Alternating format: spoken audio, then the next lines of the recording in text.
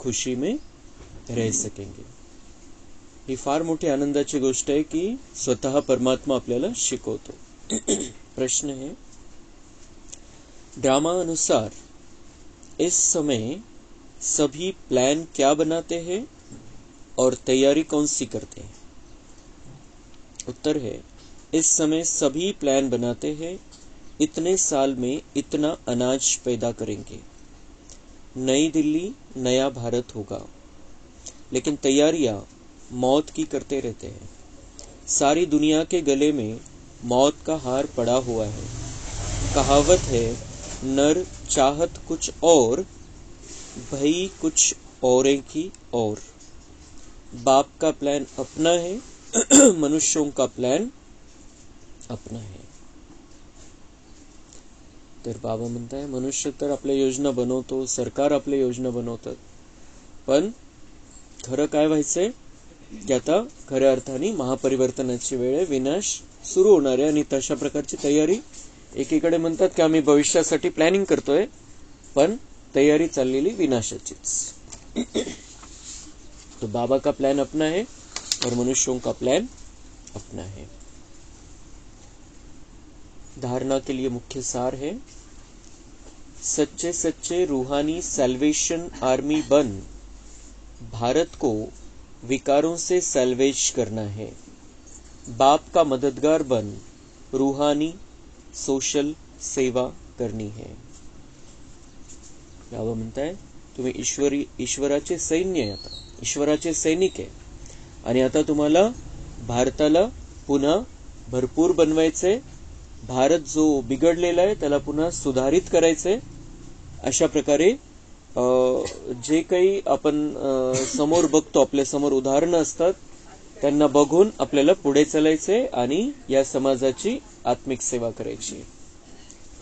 एक बाप से ही सत्य बातें सुननी है.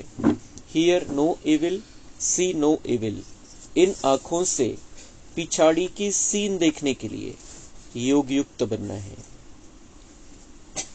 हमें एक बाबा से ही सत्य बातें सुननी है, उनकी बातों को ही बुद्धि में रखना है. बाकी जो दुनियावी बातें हैं उनको बुद्धि में नहीं रखना है, वो सेवा के हिसाब से सिर्फ. और इन आंखों से पिछाड़ी की सीन देखने के लिए योग युक्त बनना है. पिछाड़ी की जो सीन आने वाली है महाभयानक, उसको देखना है, उसको उस समय में हमें सेवा करनी है. तो बाबा म्हणते हैं त्यासाठी योग युक्त बना. उस समय योग युक्त नहीं बन सकते अगर अभी नहीं बने तो. अगर अभी बाबा से योग नहीं है, अगर देह और देह के संबंधों को भूलकर अपने आप को आत्मा समझकर हम परमात्मा की याद में नहीं रहते हैं, तो वो योग युक्त स्थिति नहीं है. भले ही हम कितना भी बाबा बाबा करें, देह और देह के संबंधों को भूल उनको आत्मा समझकर अपने आप को आत्मा देखते हुए उस परमपिता परमात्मा को दिल से याद करना, प्यार से याद करना, ऐसा योग युक्त हमें बनना है. और ऐसी ये जो योग युक्त स्थिति है, बाबा म्हणता है यही तुम्हें काम में आएगी. जब वो महाभयानक सीन रहेंगे तब तुम्हारा कनेक्शन ऑटोमेटिक कंटिन्यूअस बाबा के साथ रहेगा और उन परिस्थितियों में तुम अपने आप को स्थिर रख सकोगे और उसको देखने की हिम्मत आएगी जो कुछ भी हो रहा है, और उसमें सेवा कर सकोगे. वरदान है, अपसेट होने के बजाय हिसाब किताब को खुशी खुशी से चुकतू करने वाले निश्चिंत आत्मा भव. यदि कभी कोई बात कहता है तो उसमें फौरन अपसेट नहीं हो जाओ. पहले स्पष्ट करो या वेरीफाई कराओ कि किस भाव से कहा है. अगर आपकी गलती नहीं है तो निश्चिंत हो जाओ. तो बाबा म्हणताय, कभी कोई बात कहताय तसं लगेच ते उदास नाही व्हायचं. असं कसं सांगितलं, असं कसं बोलला मला, असं कसं सांगितलं मला. तो बाबा म्हणताय, क्या करो, उसको पहले क्लियर करो कि कहना क्या चाहते हो, क्या कहना चाहते हो, इसके पीछे का भाव क्या है आपका, किस भाव से आपने कहा है.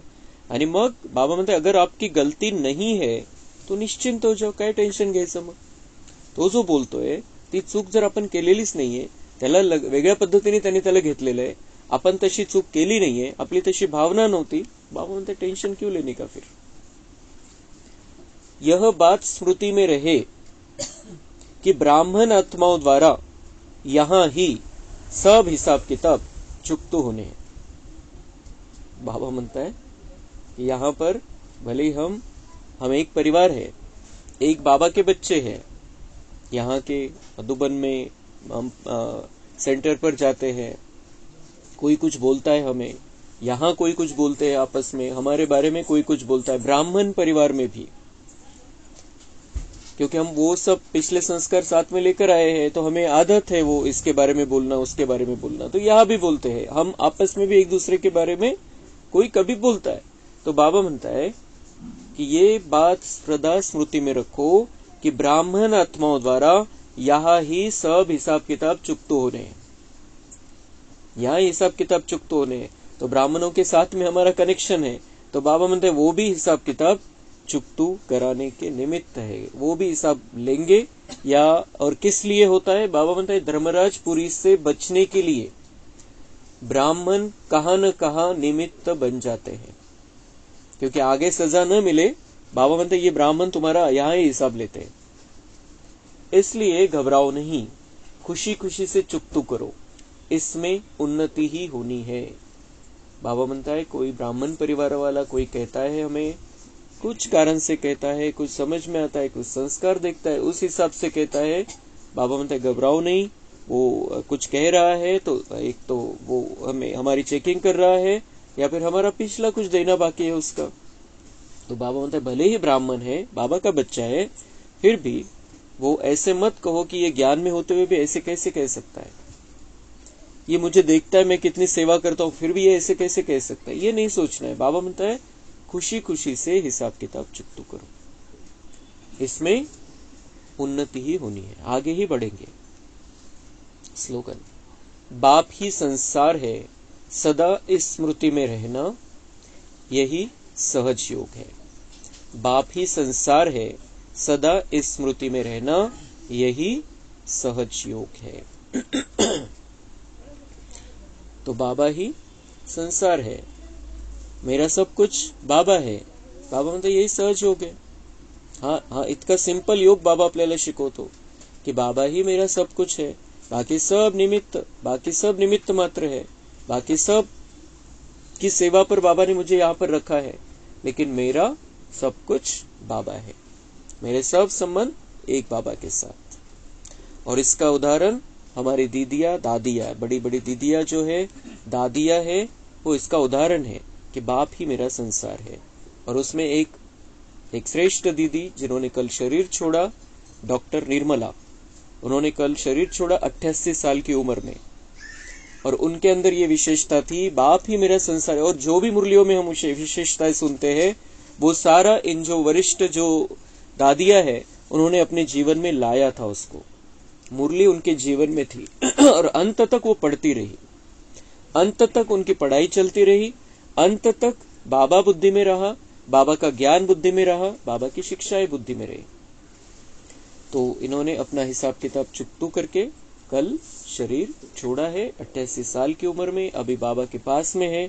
आज शाम में उनका अंतिम संस्कार होगा, लेकिन वो आगे की सेवा के लिए गए हैं और अभी उन्होंने करके दिखाया है। बाबा का ज्ञान हम जीवन में कैसे ला सकते हैं, कैसे उस आधार से हम सेवा कर सकते हैं। और इनकी स्थिति, डॉक्टर निर्मला खुद डॉक्टर थी लेकिन ज्ञान में समर्पित हो गई, तो बाबा उनको सदा डबल डॉक्टर कहते थे। और बहुत बार मुरलियों में उनके बारे में बाबा जिक्र करता है कि उनको देखो, डॉक्टर निर्मला को देखो, ये बच्ची देखो। तो जिनकी महिमा स्वयं भगवान करता था, उनको स्टेज पर बुलाया, और मुरलियों में कितनी मुरलियों में उनकी महिमा आई है। तो वो उनका जो जाना है, वो जाना नहीं है, वो आगे की सेवा के लिए गई है, लेकिन हमें उनके जीवन से प्रेरणा लेनी है। वो बिल्कुल चलता फिरता फरिश्ता महसूस होती थी, बिल्कुल चलता फिरता फरिश्ता, 88 साल की उम्र में भी बिल्कुल हल्की स्थिति, बिल्कुल बाबा उनमें समाया हुआ है, वो बाबा में समाई हुई है, ऐसी उनकी स्थिति थी। और उनसे प्रेरणा लेकर हमें अब बाबा को प्रत्यक्ष करना है, बाबा को अपने जीवन में उतार लेना है। अच्छा, मीठे मीठे सिक्के लधे बच्चों प्रति माता पिता बाप दादा का याद प्यार और गुड मॉर्निंग। रूहानी बाप की रूहानी बच्चों को नमस्ते।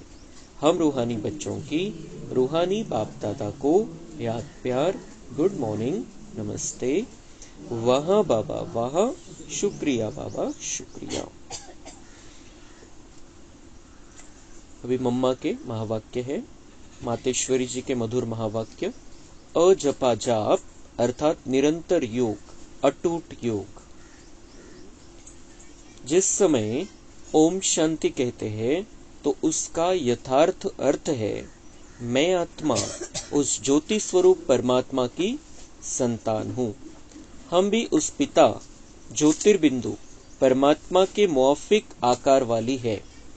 बाकी हम सालिग्राम बच्चे हैं तो हमें अपने ज्योति स्वरूप परमात्मा के साथ योग रखना है। उससे ही योग रखकर लाइट माइट का वर्षा लेना है। तभी तो गीता में स्वयं भगवान के महावाक्य है मन मना भव। मुझ ज्योति स्वरूप पिता के समान तुम बच्चे भी निराकारी स्वरूप में स्थित हो जाओ। इसको ही अजपा जाप कहा जाता है। जो मम्मा म्हणता है कि तुम्हें आत्मिक स्थिति मध्ये रहा तो ऑटोमेटिक परमात्मा याद रहेगा। यही अजपा जप है। मुख से कुछ कहने की जरूरत नहीं है, शिव बाबा कहने की जरूरत नहीं है। आत्मिक स्थिति में रहो, निराकार स्वरूप में स्थित हो जाओ। मैं आत्मा हूं तो ऑटोमेटिक परमात्मा से कनेक्शन रहेगा। अजपा जाप माना कोई भी मंत्र जपने के सिवाय नेचुरल उस परमात्मा की याद में रहना। इसको ही पूर्ण योग कहते हैं। ब्रह्मा म्हणता हा पूर्ण योग आहे की नॅचरल नैसर्गिकरित्या ऑटोमॅटिक त्याची आठवण बुद्धीमध्ये राहावी। आणि ती आठवण केव्हा राहील जेव्हा आपण आपल्या निराकार स्थितीमध्ये स्थित राहू कि मैं आत्मा ज्योत स्वरूप हूं। योग का मतलब है एक ही योगेश्वर परमात्मा की याद में रहना। तो जो आत्माएं उस परमात्मा की याद में रहती है उन्हों को योगी अथवा योगिनिया कहा जाता है। जब उस योग अर्थात याद में निरंतर रहे तब ही विकर्मों और पापों का बोझ नष्ट हो और आत्माएं पवित्र बने, जिससे फिर भविष्य जन्म में देवताई प्रालब्ध मिले। अब यह चाहिए नॉलेज, तब ही योग पूरा लग सकता है। तो अपने को आत्मा समझ परमात्मा की याद में रहना, यह है सच्चा ज्ञान। इस ज्ञान से ही योग लगता है। अच्छा, ओम शांति।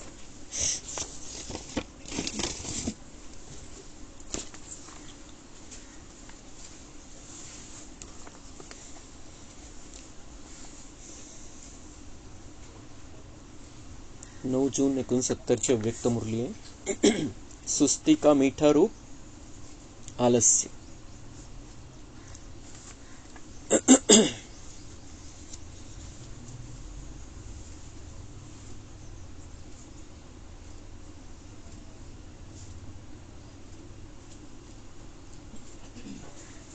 ओम शांति।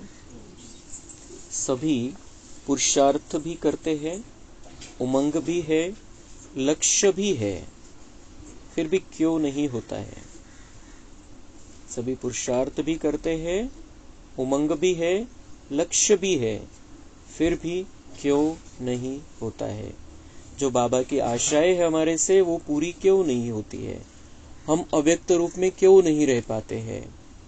हम संसारिक बातों में ही क्यों उलझे हुए रहते हैं। हम बाबा के रास्ते पर रहते हुए सांसारिक कार्य क्यों नहीं कर सकते हैं। बाबा म्हणता है कि ये जो है पुरुषार्थ करना तो है, चल तो रहा है, हम बाबा का हाथ पकड़कर चल तो रहे हैं, उसका उमंग भी है, लक्ष्य भी बुद्धि में है, स्पष्ट है कि मुझे बाबा जैसा बनना है, मुझे देवी देवता बनना है, लेकिन फिर क्यों नहीं होता है।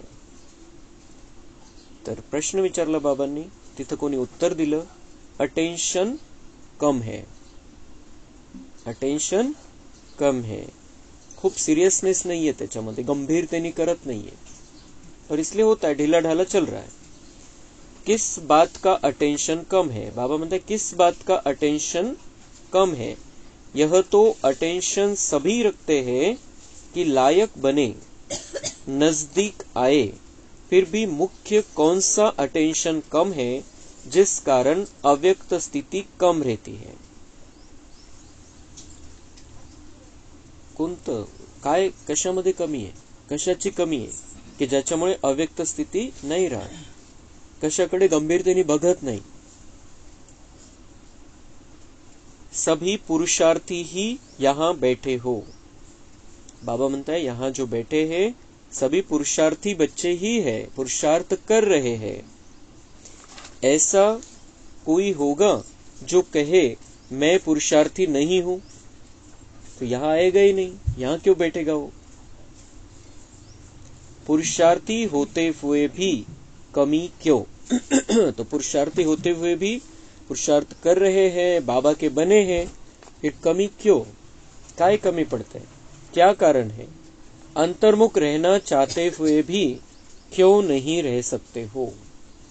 अंतर्मुख रहना चाहते हुए भी क्यों नहीं रह सकते हो? अव्यक्त स्थितीमध्ये राहणं, अंतर्मुखी राहणं हे का बरं नहीं होत कि अंदर ही अंदर निराकार स्थिति में रहते हुए अपने आप को आत्मा देखना, अपनी चेकिंग करना और आत्मा समझकर कर्मेंद्रियों को चलाना, मन बुद्धि को चलाना.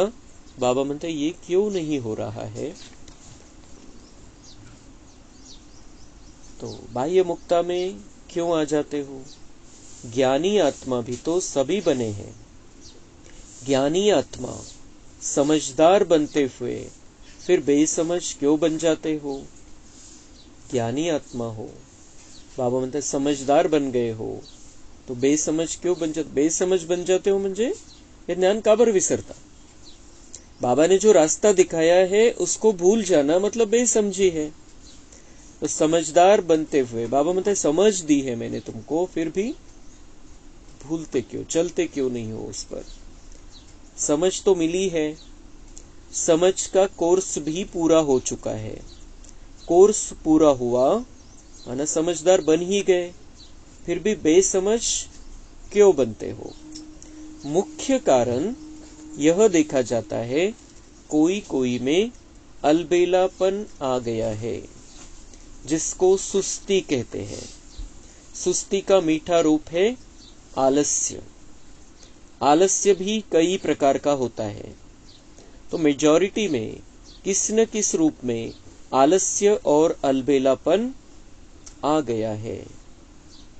इच्छा भी है, पुरुषार्थ भी है, लेकिन अलबेलापन होने के कारण जिस तरह से पुरुषार्थ करना चाहिए वह नहीं कर पाते हैं. बुद्धि में ज्यादा ज्ञान आ जाता है तो उससे फिर ज्यादा अलबेलापन हो जाता है. फिर बाबा म्हणता है प्रॉब्लम कहां पर है?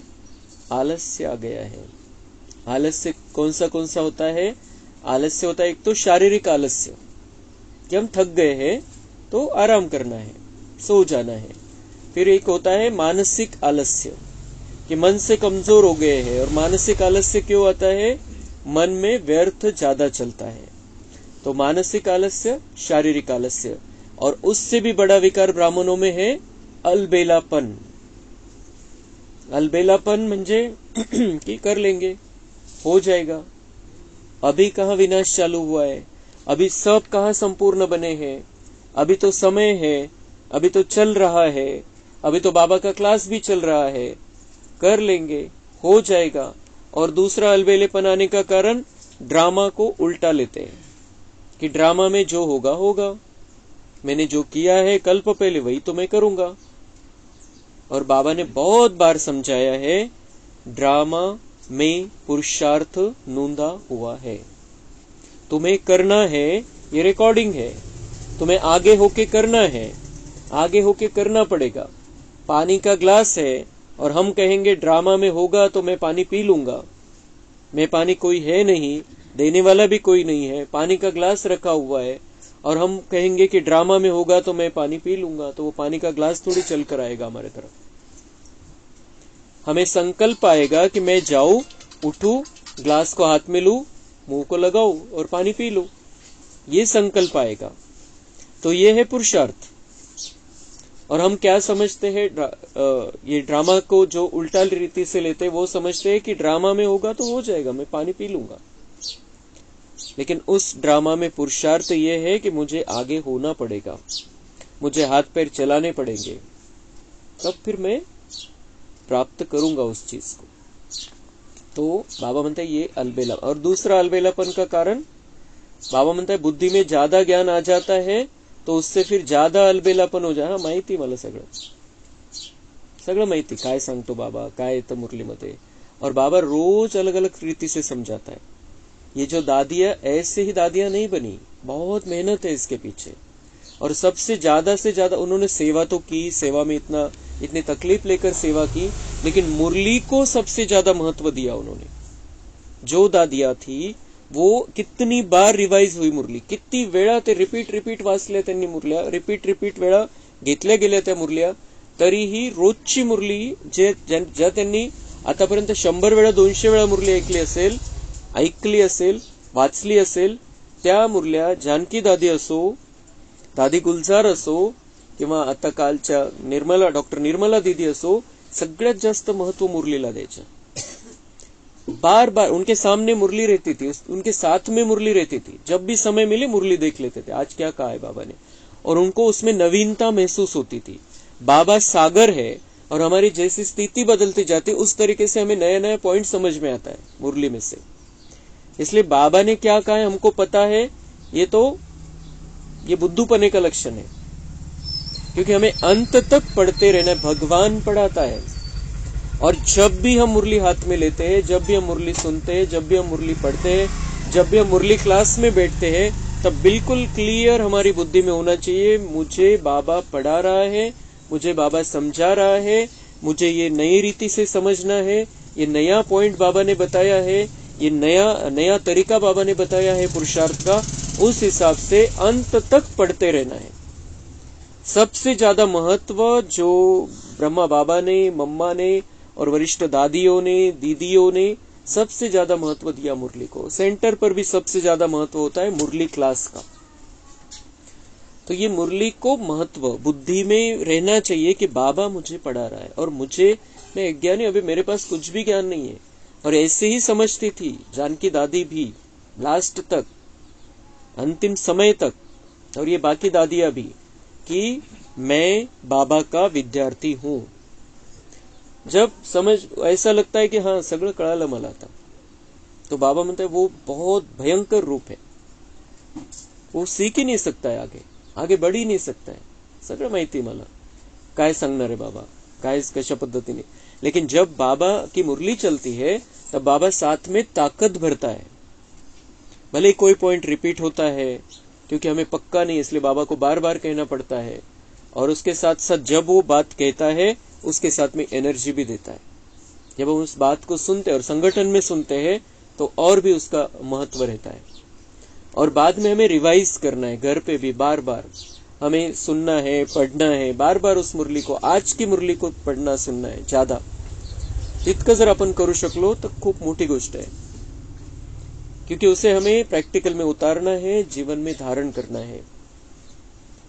तो जो अपने को कम समझदार समझते हैं वे फिर भी तीव्र पुरुषार्थ कर रहे हैं, लेकिन जो अपने को ज्यादा समझदार समझते हैं वे ज्यादा अलबेलेपन में आ गए। भगवान रिजल्ट सुना रहा है।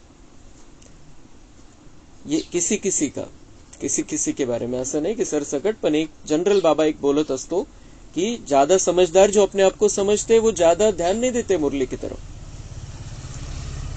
लेकिन जो समझते, जो अपने आप को कम, हाँ मला बरंच काही समजून घ्यायचंय, अंदर से तीव्र इच्छा रहती है, तो बाबा म्हणता है वो ज्यादा तीव्र पुरुषार्थ करते हैं। जैसे पहले पुरुषार्थ की तड़पन थी, ऐसा बनकर दिखाएंगे, यह करके दिखाएंगे। अभी वह तड़पन खत्म हो गई है, तृप्ति हो गई है, मिळालं सगळं काही, ऐसे तृप्ति हो गई है, संतुष्ट हो गया। और हमें ज्ञान में संतुष्ट नहीं होना है, कभी भी ज्ञान में संतुष्ट नहीं होना है। बाकी बातों से संतुष्ट हो, जो पाना था पा लिया, बाहर की बातें, विनाशी बातें, लेकिन ज्ञान में तृप्ति नहीं आनी चाहिए। क्या मला काही आता ऐकायची गरज नहीं है, ज्ञान में तृप्ति नहीं है। वो बहुत भयानक रूप है वो, और विघ्न रूप है, जिससे हमारा भाग्य नष्ट हो जाएगा। तृप्ति हो गई, अपने आप से तृप्त हो गए हैं, ज्ञान तो समझ लिया, सेवा तो कर ही रहे हैं, चल ही रहे हैं, यह तृप्त आत्मा इस रूप से नहीं बनना है। पुरुषार्थ में तड़प होनी चाहिए। हाँ, मुझे ये करना है, ऐसा करना है, बाबा ने कहा है तो मुझे करना है, मेरे में कैपेसिटी देखी है बाबा ने, तो मुझे ये करके दिखाना है।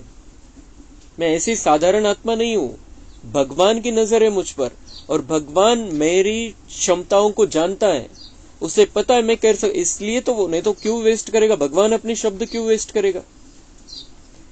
भगवान को पता है हम कर सकते हैं, इसलिए तो बार बार कहता है। तो वो तड़प होनी चाहिए हमारे में कि मुझे कुछ करके दिखाना है भगवान को। जैसे बांधेलिया तड़पती है तो पुरुषार्थ भी तीव्र करती है, और जो बांधेली नहीं वह तृप्त होती है, तो अलबेले हो जाते हैं। बाबा म्हणता है जिनको बंधन नहीं है, जिनको बंधन नहीं है वो तो बाबा म्हणता है ढीले हो जाते हैं, लेकिन जिनको बंधन है, जिनको कोई प्रॉब्लम है, कोई आने नहीं देता है, बरेच ठिकाणी असं होतं, वो ज्यादा तड़पती है। और जो बंधन से मुक्त हो गए वो अपनी बंधन में बन गए। हाँ, हम तो बहुत समझदार बन गए। ऐसी रिजल्ट मेजॉरिटी पुरुषार्थियों की देखने में आती है। मग बाबा काय म्हणताय, मेजॉरिटी 100 में से 50 से ज्यादा, असं नाही की 100 पैकी 100 तसेच आहे। हमेशा समझो कि हम नंबर 1 पुरुषार्थी बन रहे हैं, बन नहीं गए। तीनों कालों का ज्ञान बुद्धि में आने से अपने को ज्यादा समझदार समझते हैं। बाबा कान खींच रहा है आज। बाबा तो म्हणतात की तुम्हारे से ज्यादा तो ज्ञानी लक्ष्मी नारायण भी नहीं है।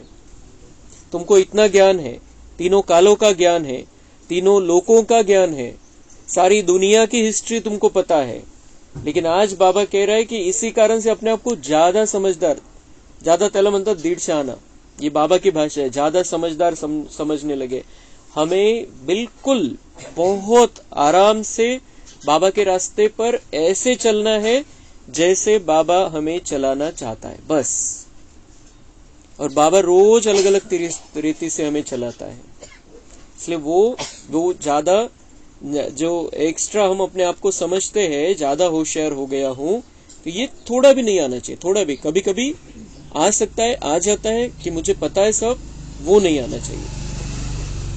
पहले भी सुनाया था ना, वहां जहां बालक बनना चाहिए वहां मालिक बन जाते हो, और जहां मालिक बनना चाहिए वहां बालक बन जाते हो।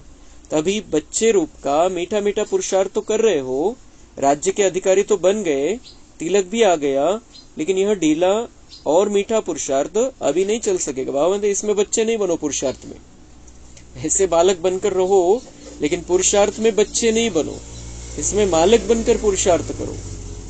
जितना शक्ति रूप में स्थित होंगे तो पुरुषार्थ भी शक्तिशाली होगा। जितना शक्ति रूप में स्थित होंगे उतना पुरुषार्थ भी शक्तिशाली स्थिति में रहना है, हिम्मत रखकर आगे बढ़ना है, तो हमारा पुरुषार्थ भी स्ट्रांग हो जाएगा, मजबूत पुरुषार्थ हम कर सकेंगे। अभी पुरुषार्थ शक्तिशाली नहीं है, ढीला ढाला है। जो बाबा कहता है कि तुम्हें 8 घंटे तक अव्यक्त स्थिति में रहना है, 8 घंटे तक ईश्वरीय सेवा करनी है, तो वो नहीं हो रहा है, इसका मतलब पुरुषार्थ ढीला ढाला है। पुरुषार्थी तो सभी है, लेकिन पुरुषार्थ शक्तिशाली जो होना चाहिए वह शक्ति पुरुषार्थ में नहीं भरी है। सवेरे उठते ही पुरुषार्थ में शक्ति भरने की कोई न कोई पॉइंट सामने रखो।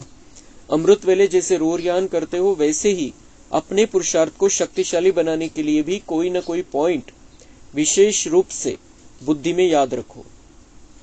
सकाळीच बाबा म्हणता एक पॉइंट बुद्धीमध्ये घ्या कि मुझे आज इस पर चिंतन करना है, मुझे इस स्थिति में रहना है, मुझे आज दिन भर यही समझना है कि मैं बहुत शक्तिशाली आत्मा हूं, मैं शिव की शक्ति हूं, मैं शिव शक्तियों का गायन हो रहा है आज नवरात्रि में, मैं स्वयं शिव की शक्ति हूं, मैं देवी स्वरूपा हूं, मुझे उतने गुण संपन्न बनना है, मैं ही देवी हूं, मुझे ही शिव की शक्ति बनना है, मुझे ही शिव से शक्ति मिल रही है। बहुत ऐसे कोई ना कोई शक्तिशाली पॉइंट अपने आप को याद दिलाओ और उस पर मनन चिंतन चलता रहे दिन भर, उस स्थिति में रहो, तो पुरुषार्थ में शक्ति आ जाएगी, शक्तिशाली पुरुषार्थ बन जाएगा। अभी विशेष पुरुषार्थ करने की आवश्यकता है। साधारण पुरुषार्थ करने के दिन अभी बीत रहे हैं। जैसे विशेष फंक्शन आदि के प्रोग्राम रखते हो ना, वैसे अब यही समझना है कि समय थोड़ा है, समय थोड़ा है, हमें तेज कदम चलना होगा, मंजिल ऊंची है, हमें अपनी स्पीड बढ़ानी पड़ेगी। उसमें विशेष पुरुषार्थ का प्रोग्राम रखना है, यह विशेष पुरुषार्थ करने का लक्ष्य रख आगे बढ़ना है। अगर ऐसी ढीली रिजल्ट में रहेंगे तो जो आने वाली परीक्षाएं हैं उनकी रिजल्ट क्या रहेगी। क्यों बता रहा है बाबा ये सब? क्योंकि आगे बहुत परीक्षाएं आएंगी, तो उसमें रिजल्ट क्या निकलेगी। अगर हम ढीले ढाले हाँ हो जाएगा कर लेंगे ये स्थिति में रहे तो उस समय तो नहीं होगा, उस समय तो हम कर नहीं पाएंगे। परीक्षा हॉलमध्ये जाऊन थोडे अभ्यास करायचा असतो, त्याच्या आधीच अभ्यास झालेला असला पाहिजे। तो बाबा कह रहे कि अभी ढीले ढाले रहेंगे तो फिर परीक्षा आ जाएंगी सामने, और फिर वहां पर क्या होगा, फेल होना पड़ेगा, कम मार्क्स मिलेंगे। तो इसलिए बाबा जो समझाता है वे बहुत, उसका हमारे से प्यार है, इसलिए सारी बातें समझाता है। अगर हमारे में वो कमी नहीं है जो बाबा कह रहा है तो उसको स्वीकारना है, आगे के लिए ध्यान में रखना है। लेकिन अगर हमारे में वो थोड़ी भी कमी है तो उसको दूर कर देना है, थोड़ी भी रूप में है, 2%, 5%, 10%, उसको दूर करना, क्योंकि बाबा हमसे प्यार करता है और आगे के लिए तैयार करना चाह रहा है। महाविनाश का समय आ रहा है और हमारा जो रहा हुआ हिसाब किताब है वो भी सामने आने वाला है। तो इसलिए बाबा कह रहा है कि अभी पुरुषार्थ की स्पीड बढ़ाओ, मैं जो कह रहा हूं उस स्थिति में रहो, ज्ञान को अच्छी तरह से महत्व दो, शक्तिशाली पुरुषार्थी बन जाओ, तो फिर आगे की परीक्षाओं में पास होंगे, ज्यादा मार्क्स मिलेंगे। परीक्षाएं कड़ी आने वाली है, उनका सामना करने के लिए पुरुषार्थ भी कड़ा चाहिए। तो बाबा हमें तैयार कर रहा है। दुनिया वाले तो ऐसे ही परेशान हो जाएंगे, दुनिया वालों के सामने भी परीक्षाएं आने वाली है, लेकिन उनके पास ज्ञान नहीं होगा, उनके साथ में बाबा नहीं होगा, उनके पास में वो शक्ति नहीं रहेगी, तो वो तो बिल्कुल हैरान परेशान हो जाएंगे। लेकिन हमारे सामने भी आने वाले, उनके सामने भी आने वाली है, लेकिन बाबा हमें पहले से तैयार कर रहा है। परीक्षेची तयारी पहिलेच करून घेतोय आणि पेपर सगळे सांगितलेले बाबांनी, कोणते कोणते पेपर्स येणार आहे, पेपर पण फोडलेला आपल्यासाठी, हमें सिर्फ तैयारी करनी बस। अगर पुरुषार्थ साधारण और परीक्षा कड़ी तो रिजल्ट क्या होगी। साधा पुरुषार्थ राहिला तुमचा, ढिला ढाला पुरुषार्थ राहिला आणि परीक्षा तर कड़े येणारच है। परीक्षाएं तो आने वाली है, उसके अनेक कारण हैं उन परीक्षाओं के, और होशियार विद्यार्थी परीक्षा से डरता नहीं है। जिसकी पढ़ाई नहीं हुई है वही डरता है परीक्षा से। और एक दूसरा कौन रहता है, जिसे कुछ लेना देना नहीं है क्या रिजल्ट होने वाली, वो भी नहीं डरता है परीक्षा से। काही मार्क पडले तर काही फरक पडत नाही, पास तर पास, नापास तर नापास, तर तो पण घाबरत नहीं परीक्षेला। तो हम ऐसे तो नहीं है, हमें पास होना है, हमें प्रथम श्रेणी में आना है, हमें राजघराने में आना है। इसलिए होशियार विद्यार्थी बनकर अच्छा पुरुषार्थ करके परीक्षा में पास होना है, अच्छी रीति से पास होना है। अलग अलग प्रकार की परीक्षाएं आएंगी और ये दुनिया ही परीक्षा हॉल बनने वाली है। ऐसे नहीं कहीं जाकर रूम में जाकर बैठकर परीक्षा देंगे, ये दुनिया ही परीक्षा हॉल बनने वाली है और हम होशियार विद्यार्थी है, हम पास हो जाएंगे। लेकिन उसके लिए बाबा तैयार कर रहा है। अच्छा अपने पुरुषार्थ में संतुष्ट हो, चल तो रहे हो, लेकिन कितनी परसेंटेज में। जो समझते हैं कि हम 75% श्रीमत पर चल रहे, वे हाथ उठाए। कईयों ने हाथ उठाया इसमें। अच्छा मुख्य श्रीमत क्या है। मुख्य श्रीमत यही है कि ज्यादा से ज्यादा समय याद की यात्रा में रहना, क्योंकि इस याद की यात्रा से ही पवित्रता, दैवी गुण और सेवा की सफलता भी होगी। तो ज्यादा से ज्यादा मेन श्रीमत बाबा की क्या है, याद की यात्रा में रहना, क्योंकि याद की यात्रा में रहने से पवित्रता, दैवी गुण और सेवा में सफलता। पवित्रता भी आएगी, दैवी गुण आएंगे हमारे अंदर और सेवा में सफलता। तो मेन श्रीमत का पालन हमें करना है कि बाबा की याद में सदा है। और बाबा की याद कैसे, वो सब जो बाबा ने डिटेल में बताया है कैसे याद करना है। तो याद का चार्ट भी 75% होना चाहिए। बाबा म्हणते 75% पर्यंत तो घेऊन या कि 75% समय हम बाबा की याद में है किसी न किसी तरीके से। इसको कहेंगे पूरी श्रीमत पर चलने वाले। बाबा म्हणते 75% जरी झालं तर मी म्हणेल की श्रीमतवर चलता है। जैसे आप लोगों के चित्र में दिखाया है ना कि द्वापर के बाद ताज उतर जाते हैं, तो यह जिम्मेवारी का ताज भी दिया हुआ तो है, लेकिन कभी कभी जानबूझकर भी उतार देते हैं और माया भी उतार देती है। तो बाबा म्हणता है तुम्हारे यादगार में दिखा है कि द्वापर के बाद तो ये ताज उतर गए, पवित्रता का ताज उतर गया। भले ही वो राजा का ताज रहा, लेकिन पवित्रता का ताज उतर गया और हमारे बुरे दिन शुरू हो गए। तो ऐसे बाबा म्हणता है अभी भी मैंने अपने बच्चों पर जिम्मेवारी का ताज दिया आहे, मुकुट चढवलेलं आहे आपल्यावरती, जिम्मेवारी दिलेली, या दुनियेला बदलायचंय, विश्वाचं कल्याण करायचंय, फार मोठी जिम्मेदारी है। हमें सिर्फ 4 लोगों का, घर के 4 मेंबर का, घर के 5 मेंबर का, 10 मेंबर का, अपने रिश्तेदारों का कल्याण नहीं करना है। बहुत बड़ा ताज दिया है बाबा ने, हमें विश्व कल्याण की जिम्मेदारी दी है। तो बाबा म्हणते जानबूझकर इसको भी उतार देते हो, कभी कभी हल्का कर लेते हो। ठीक है, ये तो होता रहेगा, लेकिन ये करना पड़ेगा, अभी घर परिवार का काम है, वो तो करना ही पड़ेगा, ये तो होता रहेगा, चलता रहेगा, बाबा तो है, हम भी है, चलता रहेगा। तो ये बाबा म्हणता है उतार देते हो, अपने आप को हल्का कर लेते हो उस बात में। और दूसरा क्या, माया भी उतार देती है, हम खुद भी उतारते हैं, और माया भी क्या है, हम खुद, हमारी कमजोरी है उसको हम आने देते हैं। तो बाबा म्हणता है उतरने भी न दो और उतारो भी मत, सदा इस जिम्मेदारी को निभाते रहो कि मुझे बाबा ने बहुत बड़ा कार्य दिया है, भगवान का कार्य मुझे करना है।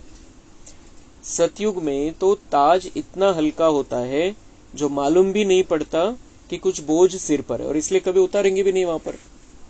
बाबा म्हणते सतयुग में ताज इतना हल्का क्यों होता क्योंकि सोने के ताज होंगे और उसका वजन क्या होता है, हल्का रहेगा ताज। तो बाबा म्हणता है कि मालूम भी नहीं पड़ता कि कुछ बोझ, और ऐसे भी वो दुनिया बोझ वाली है ही नहीं, किसी बात का बोझ आने वाला ही नहीं है, तो इसलिए वो उतारेंगे भी नहीं उस ताज को। वो ताज भी हलका है, वजनामध्ये पण हलका है, आणि विशेष काही करायचंच नहीं है। तो बाबा म्हणते वो ताज सदा सिर पर रहता है, सदा ये ध्यान में रहता है कि हम सबके लिए। सतयुग की सीन सिनरिया सामने आती है या नहीं। तो जैसे हमें इस दुनिया से बुद्धि हटाने के लिए क्या करना है, सतयुग की सीन सिनरिया सामने लानी, क्योंकि आ रहा है, आ गया है, हम पहुंच गए, उसके नजदीक आ गए हैं, तो वही दिखाई देना चाहिए। अब ये दुनिया हटती जानी चाहिए बुद्धि से, सेवा के लिए हम यहाँ पर हैं, लेकिन यहाँ पर सतयुग रहना चाहिए। सतयुग के नजारे स्वयं ही सामने आते हैं या लाते हो। जितना जितना आगे बढ़ेंगे तो न चाहते हुए भी सतयुगी नजारे स्वयं ही सामने आएंगे। जितना हम पुरुषार्थ में आगे बढ़ेंगे उतना ऑटोमेटिक ही वो हमारा स्वरूप दिखता जाएगा। सतयुग का देवताई स्वरूप, सतयुग की दैवी दुनिया लाने की भी जरूरत नहीं। जितना जितना नजदीक होते जाएंगे उतना उतना नजारे भी नजदीक होते जाएंगे। सतयुग में चलना है और खेल पाल करना है, यह तो निश्चित है ही। आज जो भी सभी बैठे हैं उनमें से कौन समझता है कि हम श्री कृष्ण के साथ पहले जन्म में आएंगे, उनकी फैमिली में आएंगे, या सखी सखा बनेंगे, या तो स्कूल के साथी बनेंगे। जो समझते हैं तीनों में से कोई ना कोई जरूर बनेंगे, ऐसे निश्चय बुद्धि कौन है।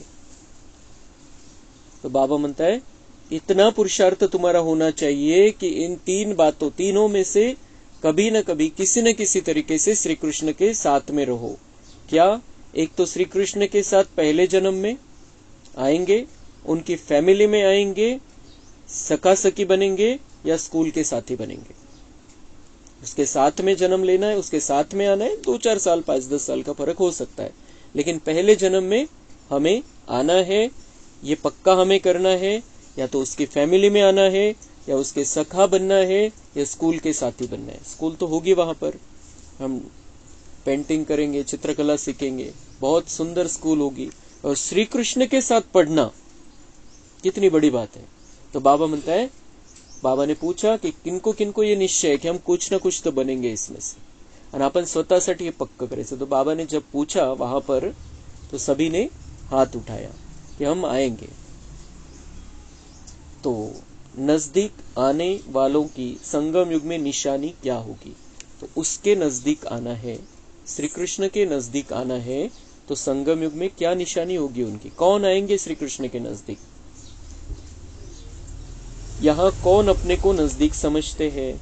यज्ञ सेवा व जो बाप दादा का कार्य है उसमें जो नजदीक होगा वही वहां खेल पाल आदि में नजदीक होंगे। निशानी क्या? ये बाबा का कार्य मेरा कार्य है, और उसको ये यज्ञ, हमारा घर, हमारी पाठशाला, हमारा सेंटर, ये बाबा का कार्य है और हमें इसको आगे बढ़ाना है। बाबा को फुलवारी तैयार करके देनी है, गुलदस्ता बनाना है, अनेक आत्माओं की सेवा करनी है। बाबा ने जो विश्व कल्याण का ताज दिया है उसको सदा सिर पर रखना है।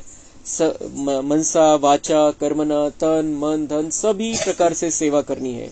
ये जिनकी बुद्धि में रहेगा और जो कर रहे हैं, मतलब वो नजदीक है अभी। और जो यहाँ बाप दादा के नजदीक है, बाबा म्हणते वहां श्री कृष्ण के नजदीक आने वाले। और श्री कृष्ण कब? आज से 14वें साल में श्री कृष्ण रहेगा इस धरती पर।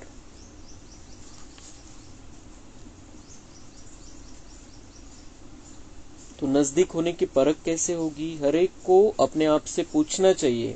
जितनी बुद्धि, जितना तन मन धन और जितना समय लौकिक जिम्मेवारियों में देते हैं, उतना ही इस तरफ देते हैं। तो नजदीक होने की परख कसं परखायचं कि ये नजदीक है, यज्ञ सेवा को महत्व है, बाबा के कार्य को महत्व दे रहा है, बाबा की बातों को महत्व दे रहा है। किस पे से समझने का? बाबा म्हणता है जितनी बुद्धि, जितना तन मन धन और जितना समय लौकिक जिम्मेदारियों में देते हैं, उतना ही इस तरफ देते हैं। या फिर 23 घंटे और 1 घंटा है। 23 घंटे घर की जिम्मेदारी और 1 घंटा बाबा के लिए। बाबा के लिए मुरली सुनने आते हैं। बाबा म्हणता है चेक करो क्या हो रहा है। इस तरफ ज्यादा देना चाहिए, इस तरफ ज्यादा देना चाहिए। म्हणजे 24 घंटे तो 13 घंटे इधर दो, ऐसे बाबा कह रहा है। और हम 1 घंटा मुश्किल से निकाल पाते, 1 घंटा भी ज्यादा हो जाता है। अगर ज्यादा नहीं तो उसका वजन एक जैसा है।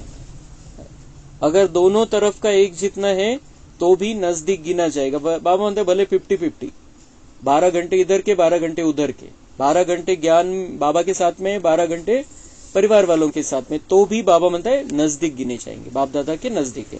कारण बैलेंस शिकवतो बाबा, दोनों भी संभालना है। इस हिसाब से अपने को परखना है। और तो स्वतःची चेकिंग करा, दूसरे कोई क्यों तुम्हारी चेकिंग करे, तुम ही अपनी चेकिंग करो। अभी तक रिजल्ट में लौकिक जिम्मेवारियों का बोझ ज्यादा देखने में आता है। भगवान कह रहा है कि लौकिक जिम्मेदारियों में ही फंसे हुए हैं। ज्यादा से ज्यादा समय लौकिक जिम्मेदारी, और ज्यादा से ज्यादा का ये रिजल्ट है कि बस घर परिवार 5 लोग 10 लोग बस उनको संभालना है, उनके लिए कुछ करना है। लेकिन हमें सारे विश्व को संभालने के लिए बाबा ने इतना बड़ा परिवार दिया है। सारा विश्व हमारा परिवार, उसके लिए हम कितना क्या कर रहे हैं। खास मुख्य गोपों को यह बातें जरूर ध्यान में रखनी चाहिए कि आज का दिन जो बीता, कितना समय लौकिक जिम्मेवारी तरफ दिया और कितना समय अलौकिक या पारलौकिक जिम्मेवारी तरफ दिया, कितने मददगार बने। यह चेकिंग करते रहेंगे तो पता पड़ेगा कि कौन सा तरफ खाली है। सभी प्रकार की परिस्थितियों में रहते हुए भी कम से कम दोनों तरफ एक जितना जरूर होना चाहिए, कम नहीं। उस तरफ कम हुआ तो हर्जा नहीं, इस तरफ कम नहीं होना चाहिए। भगवान कह रहा है कि आधा इधर आधा उधर चलेगा, उधर का भी करो इधर का भी करो, बराबर करो। लेकिन बाबा म्हणते हैं इधर का ज्यादा हुआ तो चलेगा, इधर का ज्यादा हुआ, 12 घंटे से ज्यादा इधर हुआ, आधे से ज्यादा समय तुमने ईश्वरीय सेवा में दिया तो चलेगा। इधर का कम नहीं होना चाहिए, उधर का कम हुआ तो चलेगा। किस भाव से बाबा कह रहा है? तो फिर लौकिक जिम्मेवारी की कमी को भी ठीक कर सकेंगे, क्योंकि इधर का ज्यादा है, इधर ज्यादा समय दे रहे हैं, विश्व कल्याण के कार्य पर उपस्थित है। मुरली योग सेवाएं अलग अलग, इस पर अगर है हम ज्यादा समय, तो बाबा म्हणते हैं उसको भी ठीक कर लेंगे। इधर ज्यादा समय देंगे वो भी ठीक हो जाएगा, लेकिन उधर ज्यादा समय देंगे तो पुरुषार्थ ढीला हो जाएगा। इधर ज्यादा समय देंगे, उधर कम दिया समय, लेकिन इसके इस पुरुषार्थ से उधर की भी कमी को भर के निकालेंगे। घर परिवार में जो प्रॉब्लम समस्या आती है उसके लिए तो हम बाबा से ताकत लेते हैं। इसलिए बाबा म्हणता है इधर का ज्यादा हुआ तो चलेगा, कम नहीं होना चाहिए।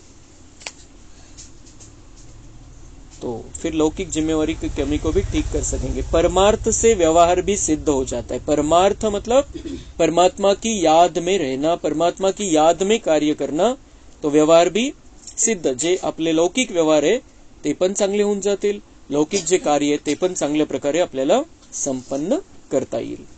कोई कोई कहते हैं पहले व्यवहार को ठीक कर परमार्थ में लगे। पहले वो क्या कहते हैं, कोई कोई बच्चे, बाबा बनता है, कहते हैं कि पहले हम घर का तो देख ले, घर का तो संभाल ले, अभी ये करना है, अभी वो करना है, अभी ये काम बाकी है, अभी वो काम बाकी है, अभी इधर का है, उधर का है, पहले ये ठीक कर ले, फिर परमार्थ में लगेंगे। तो बाबा बनता है ऐसा नहीं चलने वाला है।